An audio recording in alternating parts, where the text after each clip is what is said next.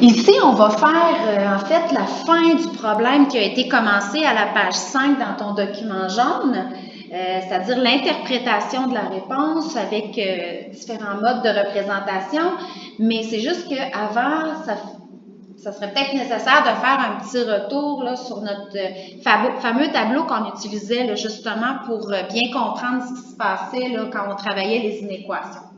Donc, j'ai remis le tableau, il est un petit peu allégé dans ton document à toi, là, mais j'ai remis le tableau bleu en résumé. Donc, ce qu'on retrouvait là-dedans, en fait, c'était le principe qu'il fallait, quand tu fais un problème, il fallait que tu choisisses un peu quelle orientation tu allais prendre, tout dépendant du sujet qui était à l'étude.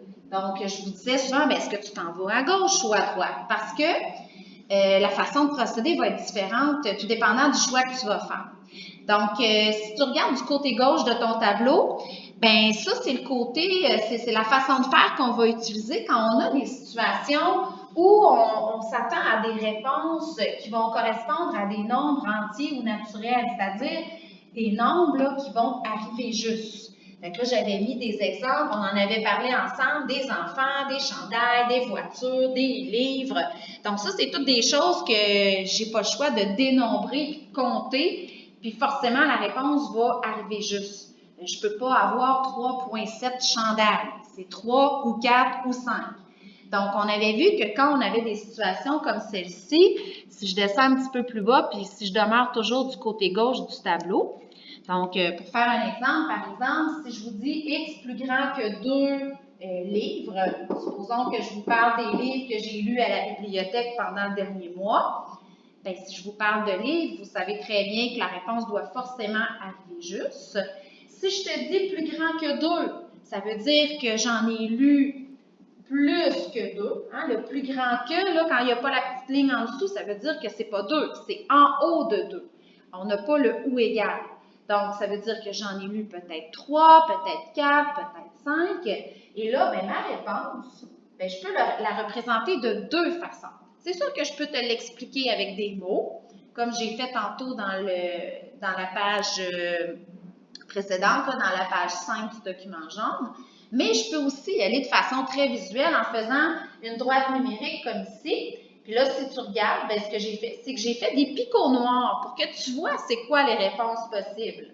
Donc, quand je te dis j'ai lu plus que 2 livres, bien, visuellement, tu vois que, OK, j'en ai peut-être lu peut-être 3, peut-être 4, peut-être 5 ou plus. Parce que quand je fais des picots comme ça jusqu'au bout, ça sous-entend que ça pourrait continuer comme ça à l'infini. Et l'autre mode de représentation que tu peux aussi utiliser quand on parle de nombres entiers, on avait parlé de l'extension. L'extension, ça veut dire je nomme les réponses possibles, je les énumère. Donc, au lieu de faire des picots, ben, je les nomme 3, 4, 5. Puis là, dans l'extension, quand on veut dire qu'il y a d'autres réponses possibles qui vont suivre, on met 3 petits points. Donc ça, c'est ce qu'on fait quand on a une réponse qui va arriver juste avec des nombres entiers, que ce soit positif ou négatif. Et je remonte en haut. Bien, il faut comprendre aussi qu'il y a des situations où c'est différent. Ça se peut des situations où la réponse va donner un nombre réel.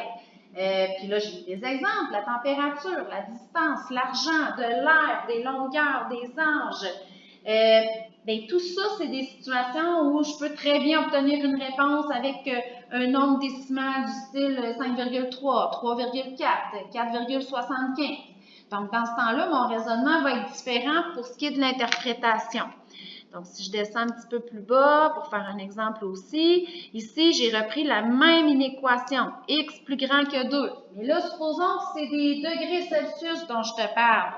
Plus grand que 2, ça ne veut pas dire nécessairement qu'il va faire 3 degrés, 4 degrés, 5 degrés. Peut-être qu'il va faire 2,1, 2,73, 3,45. Donc, il y a plein de réponses possibles. Fait que si tu veux me faire une droite numérique, me montrer les réponses possibles, contrairement à tantôt, du côté gauche, on ne fera pas juste des petits picots noirs parce que là, ben, tu peux en faire des picots noirs, mais tu vas en faire tellement que, en fait, tu vas te retrouver avec une ligne noire.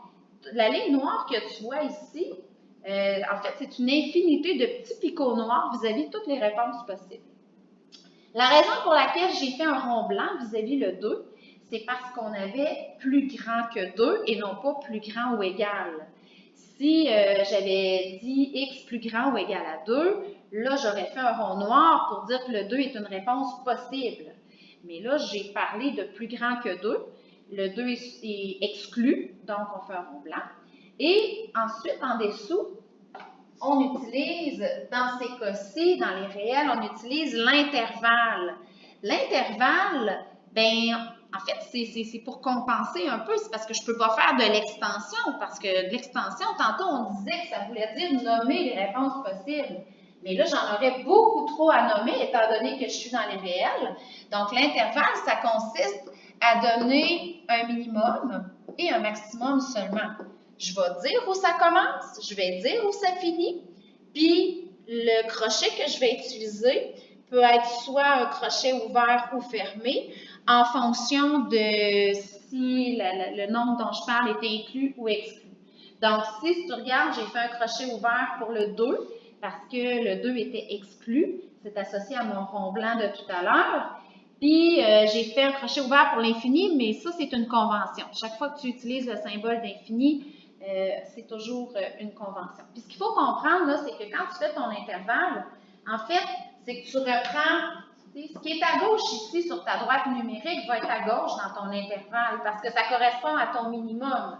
Puis, ton maximum ici, qui est en fait l'infini, ben, va être à droite aussi sur ton intervalle. Donc, c'est vraiment, on garde la même façon d'écrire les choses, là. On commence par le minimum à gauche, le maximum à droite. Maintenant, si on termine le problème de tout à l'heure, qu'il y avait dans la capsule de la page précédente, on avait obtenu que A était plus grand ou égal à 13. Donc là, A plus grand ou égal à 13, on parlait de l'apothème du cône. Donc, l'apothème du cône, ça, c'est pas une mesure qui est obligée d'arriver forcément juste parce que mon apothème n'est pas limité à des mesures comme 13, 14, 15, 16. Mon apothème pourrait très bien mesurer 13,8 par exemple. Donc, on est dans les réels.